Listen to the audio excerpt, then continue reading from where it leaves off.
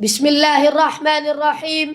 الحمد لله رب العالمين، والصلاة والسلام على رسوله الكريم وعلى آله وأصحابه أجمعين، أما بعد، فقد قال الله سبحانه وتعالى في كتابه العزيز: يرفع الله الذين آمنوا منكم والذين أوتوا العلم درجات.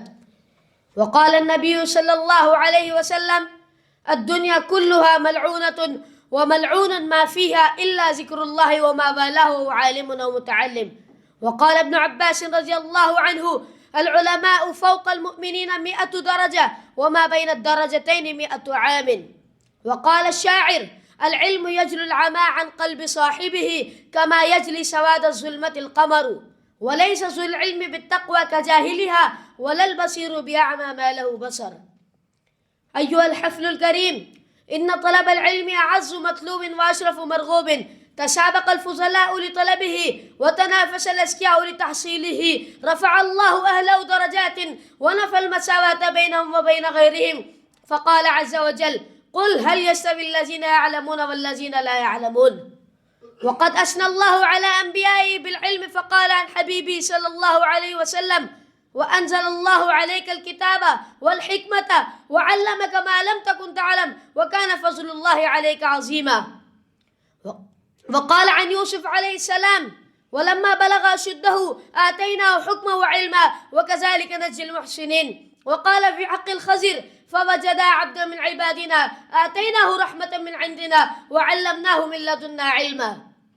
إخوتي في الله، لقد ذكر ابن القيم رحمه الله في كتابه مفتاح الدار السعادة نفائس في فضل العلم، ففي مثلها تنافس المتنافسون، وجلب عرائس إلى مثلهن بادر الخاطبون. فاسمع بعضا منها رعاك الله. قال الله تعالى: شهد الله أنه لا إله إلا هو والملائكة وأولو العلم قائما بالقسط لا إله إلا هو العزيز الحكيم.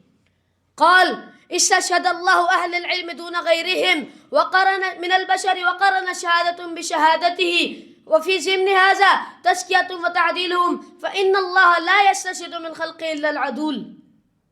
ولما أعرض جهلة القوم عن الإيمان بالله وبرسالته سلاه الله وباسه بأهل العلم وأمره به ألا يعبى بالجاهلين، فقال عز وجل: وقرآنا فرقناه لتقرأه على الناس على مكث ونزلناه تنزيلا.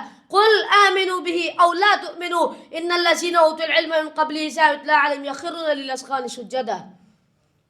واعلم أيها الطالب إن العلماء أمان لأهل الإيمان وسياج لأهل الإيمان، موتهم إيذان بنقص الدين وإنذار بظهور البدع. فعن عبد الله بن عمرو بن العاص رضي الله عنهما قال: يقول صلى الله عليه وسلم: إن العلماء، واعلم أيها الطالب إن طلب العلم أعز مطلوب وأشرف مرغوب. تسابق الفضلاء لطلبه وتنافس الأذكياء لتحصيله. رفع الله أهله درجات ونفى المساواة بينهم وبين غيرهم، فقال عز وجل: قل هل يستوي الذين يعلمون والذين لا يعلمون إنما يتذكر الألباب. وقال ابن عمر رضي الله عنهما: كفى بالعلم شرفا أن يدعيه من لم يحسنه ويفرح إذا نسب إليه، وكفى بالجهل ذما أن يتبرأ منه من هو فيه. فاللهم إنا نسألك علما نافعا وعملا صالحا. اللهم اشرح صدورنا للإيمان، اللهم اشرح صدورنا للإيمان. أقول ما تسمعون واستغفر الله، وآخر دعوانا الحمد لله رب العالمين.